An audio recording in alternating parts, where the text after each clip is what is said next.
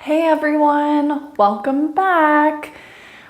Today we are wrapping up our spinal segment and we're going to be doing a practice on spinal centration.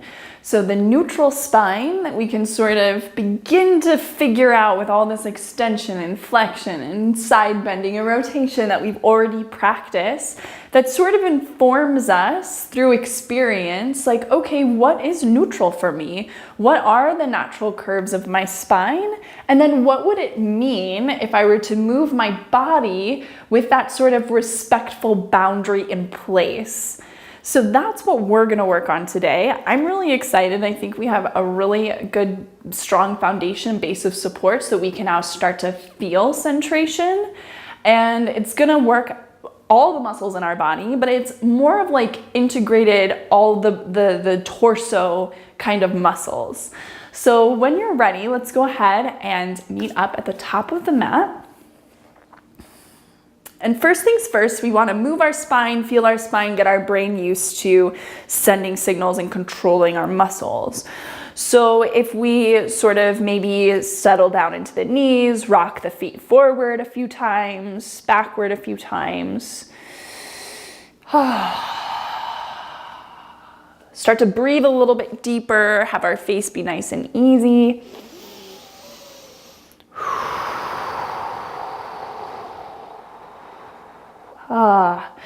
And then we can start to move the spine around from here. So maybe moving the spine through flexion and extension, cat and cow. Starting to sense the 24 movable pieces that are attached in more than 75 places. Each of those more than 75 places is designed with movement potential. And the likelihood is, like, our daily habits are probably really good at moving some, but not others. And so this is our time to really assess, have I moved all of those pieces? Can I feel my ribs fan open on the inhale, but like all of the ribs, even them way down here, and I can put my hands on them and feel them?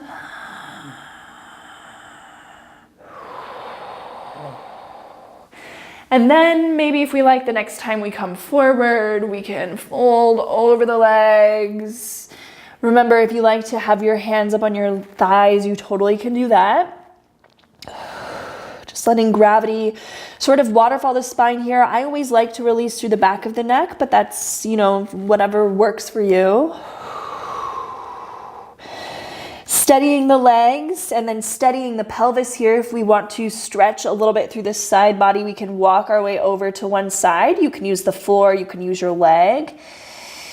Just combining spinal flexion with lateral flexion, bending over the side. But we want to hold the pelvis nice and still. Taking the other side.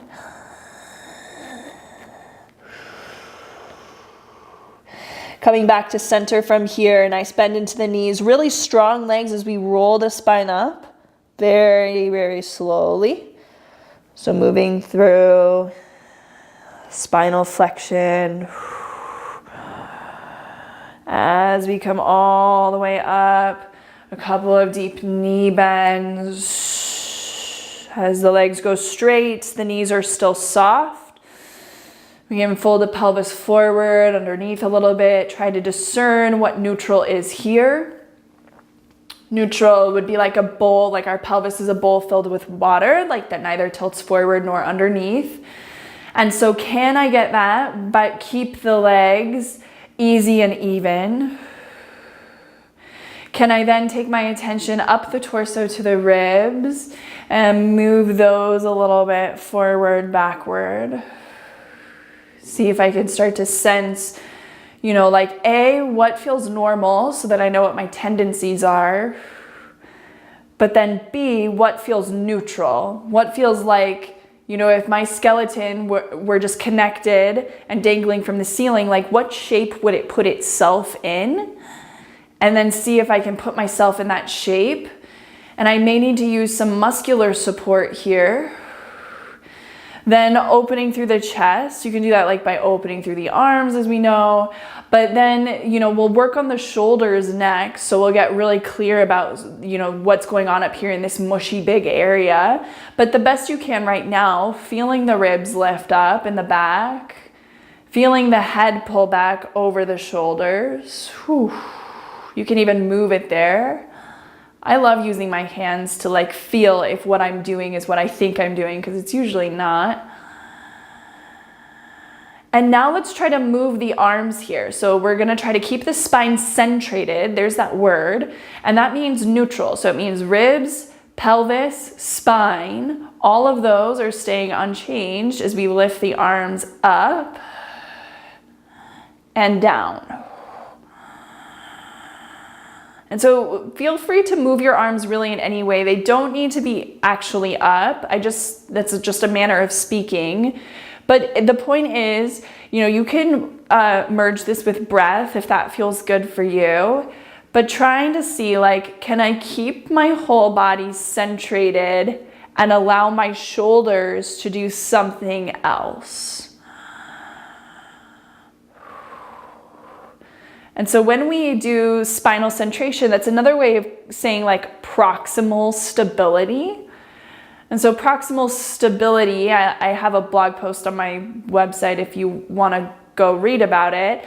But it essentially is like when we are stable in the midsection, then it allows the arms and legs, the shoulders and hips to do the things that they are designed to do, to move in all of the ways that they are designed to move. And so now taking the arms down, feeling a little bit warmer, we're gonna hold centration. And so, by the way, if you get to a place where you're just kind of like holding your breath and you're too stiff, shake it out, let it go, breathe out through your mouth, and then come back into it. Because we want this to be a soft experience where we're feeling like just very embodied. And so finding neutral as best we can. And then we'll measure it with one hand on the front of the pelvis, one hand on the front of the ribs. And this is telling us what that relationship is. We want this to be a stable relationship as we now flex the hips and hinge the pelvis forward, maybe just a few inches or towards halfway. And then pushing down through the feet, keep the spine centrated, come all the way back up. And so we're, you know, that's hard to feel. So we'll repeat. It's down and up. You could change your legs if, you know, you find that, wow, something else would be better for me to do in my legs here. And as we move, each repetition gives us an opportunity to be more precise. More precise.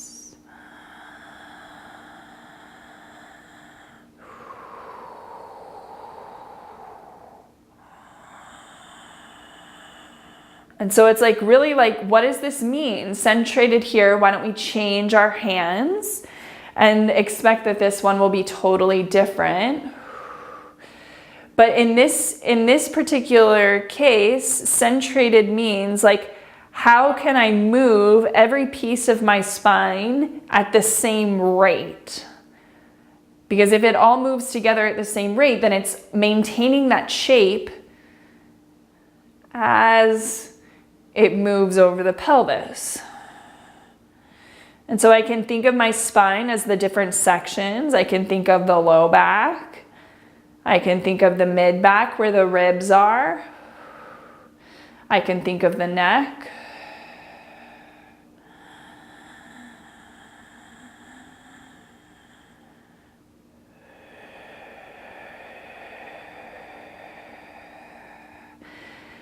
And the next time you come on up, shake it out. Great job.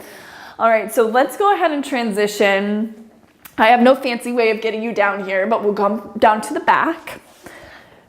Because now we'll get to feel the spine with the floor's feedback. So get your spine as long as it can be. Get your hip bones evenly set to your armpits. And then get your ears evenly set from your shoulders. And so you can feel like, okay, if I rock my pelvis forward and backward, you can feel how that moves the spine. That has a correlating relationship. Could I keep my legs, my feet pressing down the legs nice and anchored as I roll the pelvis? And so that actually recruits some deeper stuff in between the hip bones.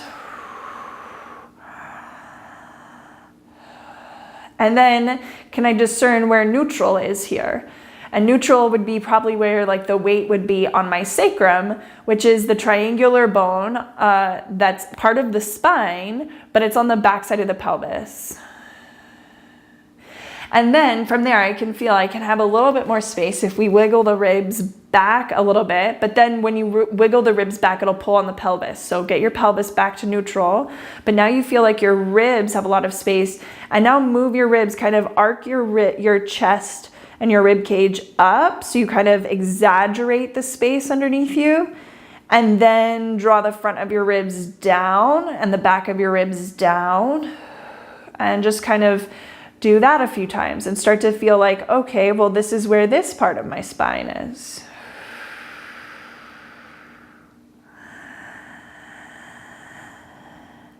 And now we want to discern neutral with both, so that they're kind of the way that the ribs are resting, the way that the pelvis is resting is such that it honors the natural curvature of the spine. We should feel the neck a little bit lifted. If it would feel better to put a pillow under your neck, that's good. And now we can have the hands, I'm going to start with them down by the side, but I'll see quickly if I want to change them, on your body down by the side. And what we can start to do is we can try to keep our spine in this centrated position. And right here, you can feel the separation of your spine from your legs on the front. It's the hip crease, it's the underwear line. So from the underwear line in, you're not moving. From the underwear line through the legs, you're moving. So from here, see, can I move the right leg into the chest any amount, like maybe towards, let's say, like 90 degrees. And then can I take that leg back down? And then can I pick the left leg up and move it in and take it down? And so right away, I feel like everything that wants to like clutch, like my shoulders or my neck, and I'm asking instead, like, can I get something closer to this movement to support it? Can I get my lower abdomen to support this? Can I get my legs to support this? Can I get even potentially some back muscles to support this?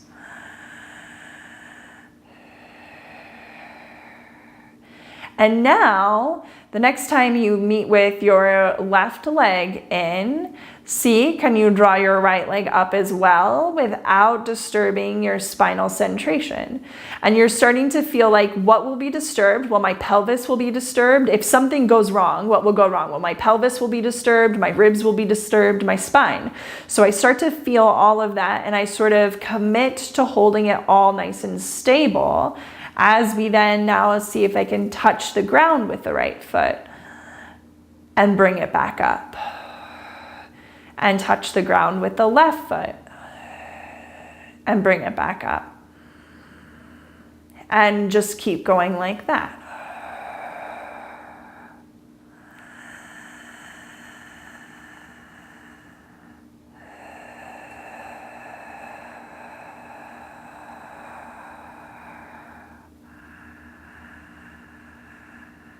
And giving this a few repetitions. If you're newer to this movement, you might like to take some breaks. So really, like, how many repetitions we can do or should do really has to do on our loading history. Like, how much have we moved in the past? And is this a new movement for us? And so just take the timing of these videos as a suggestion, as like a jumping off point. And when you feel like, man, I can do more of this, then pause and do more. And you're like, I can do less of this, then take some breaks, come back when you're ready to come back.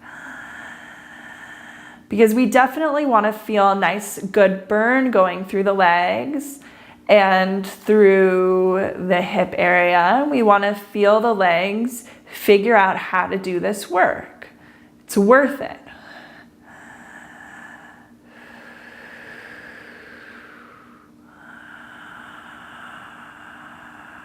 So the next time that your right leg goes down, your left leg can go down as well.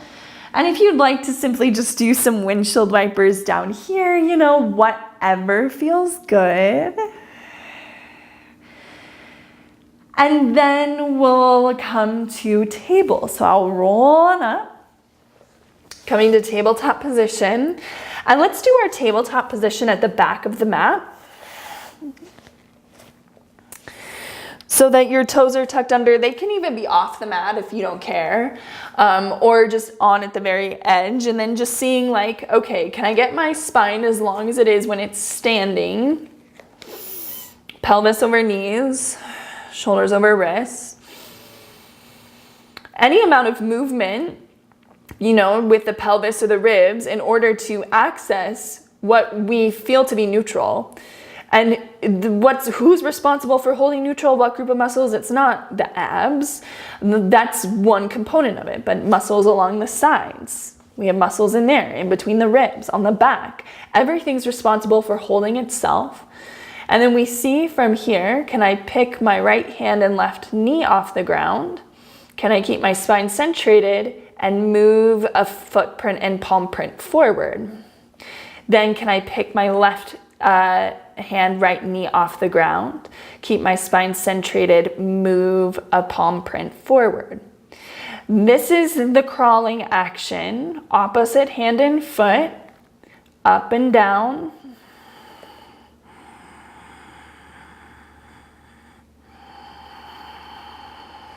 Coming all the way to the top of the mat. And we're just trying to see, like, can I feel my spine? Can I stay centrated through my spine?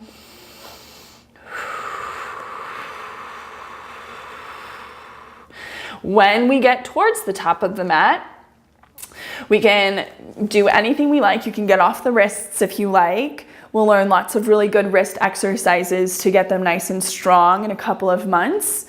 But for now, if you want to do something, you know, you can always flex, extend. You can do some wrist circles.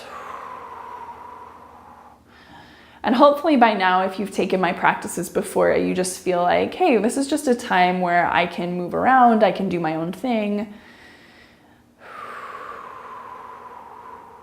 Okay, come on back to table. We're going back. So if I can sense where neutral is in the pelvis and the ribs, if I can pick my right hand, left knee up, take a palm print back, left hand, right knee, palm print back, continuing to move. So it's balance, coordination. In addition to the purpose of the class, which is spinal centration. When we get to the very back of the mat, we can consider whether we want to do that again, same thing, or if we want to up level it.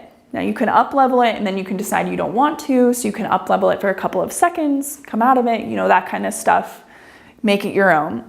Because the up level is a little bit more, maybe a lot. So coming forward to table, spinal centration.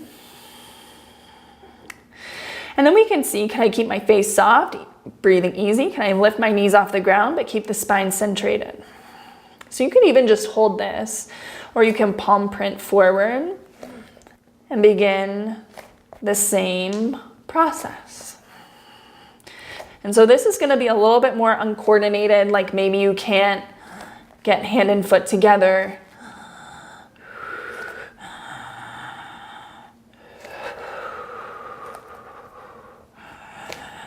When you come forward, just take a break. Whew. Okay, it's a lot to pay attention to. So as we go back, think like knees as close to the floor as possible. That's like not really even on my radar right now, to be honest, because I'm trying to even just feel pelvis, ribs. And so a lot of times, like, we want to blow past that first step of can I feel everything? We want to go right to like the corrective stuff. Instead, just let yourself move. Ask yourself, can I feel everything? And as you start to answer that question, you're going to see things you're confused about, things that you can feel, things that you can't feel. As those puzzle pieces start to fill in, that's when it's like, okay, also keep your knees close to the ground, that kind of stuff. But see, first, can you feel everything? Then can you keep your knees close to the ground? Can you feel your spine centrated? Can you feel your arms and your hips working evenly as they push you forward and back? So let's try going back. Hopefully that was a good enough break. All right, coming to tabletop position with the toes tucked under. Centrated position in the spine. Press down with the fingers more than the wrist. Can we lift the knees? Can we feel?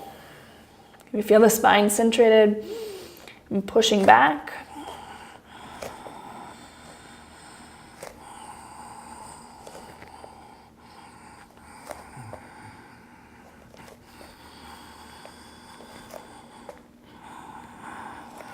And at no time, before you know it, we're at the back of the mat.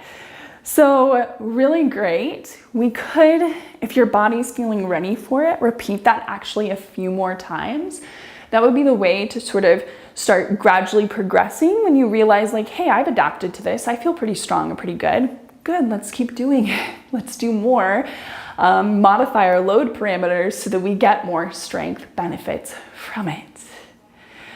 Alrighty, so here is our spinal centration. This is gonna help us in all kinds of ways, but I do wanna offer us like one more playtime if you're ready for it. So come on up to your feet. And we'll do exactly what we did before with our hip hinges. So if we take one hand to the ribs, one hand to the pelvis, and we just sort of start to see ourselves go towards spinal centration. And then using our legs, we'll see, can I hinge forward and just see how this feels now after all that other work. And so now maybe you start to feel like, oh, okay, muscles in the back have now started to turn on a little bit. Or muscles in the legs and hips, because the crawling, that's a lot of active hip flexion and extension.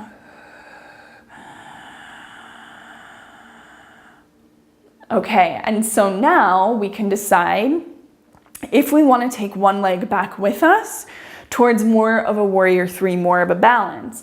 And so this can be any amount, but we can go from the upright position, and it's like, I'm gonna free up the left leg first. I'm gonna free that one up just a little bit behind me, but I'm gonna see this standing leg is what I just did. So can I feel it kind of like how it was just working? And then can I feel the torso and the pelvis as it was just working to go over the standing leg as the back leg picks up? And then can I come back upright? And so we'll work this just a couple of times and expect that you're gonna be pretty uncoordinated or unsuccessful here, because this is, again, a huge load difference from what we were doing with the first hip hinge. Once we lift that back leg up, it's a very different story. If you felt ready to hold a warrior three, you could do that.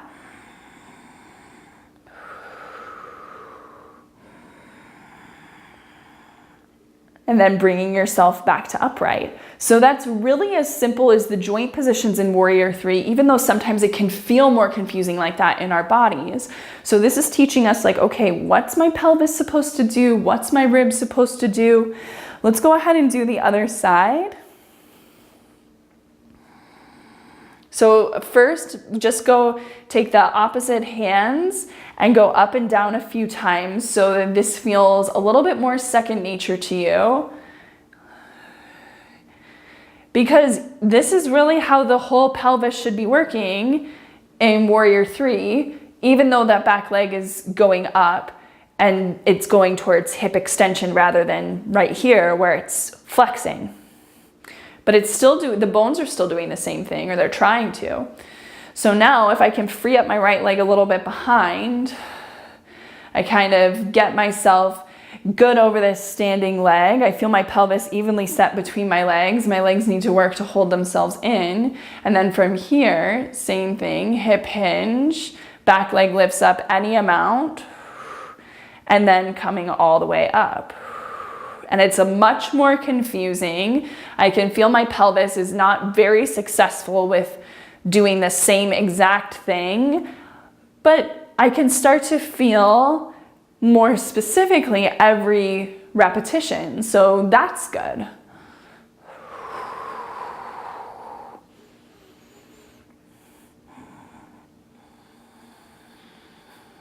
If you want to hold a Warrior 3, you can do that.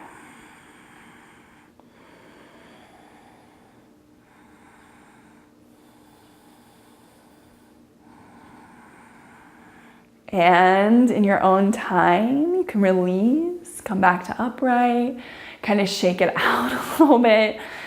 Those are some big things. And you know, it's not core work like the traditional up down from like a boat pose or something like that, which is also really, really great to do.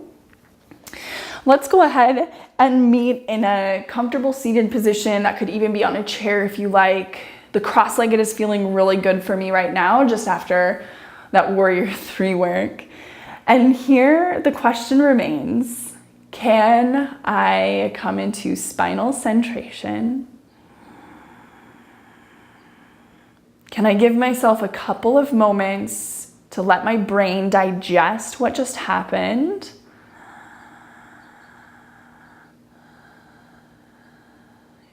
Can I respect that my nervous system is really the chief, the CEO of my experience, and that my nervous system is always wondering whether or not I'm safe.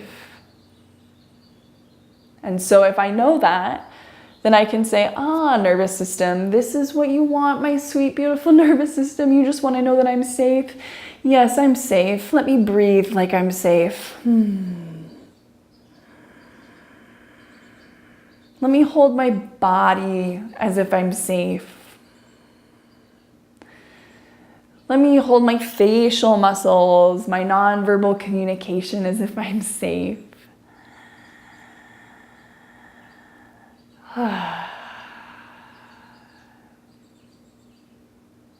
This is where I'll leave you. So if you'd like to continue and sit here for a few more minutes, I'm sure it'll feel great. I'll see you here next time as we start to work more on the shoulders finally. And of course, if you'd like to donate to this work, I'd love to meet you and get closer to you. So you can do that on our Patreon, and the link is in the description below. Thanks so much and have a wonderful day.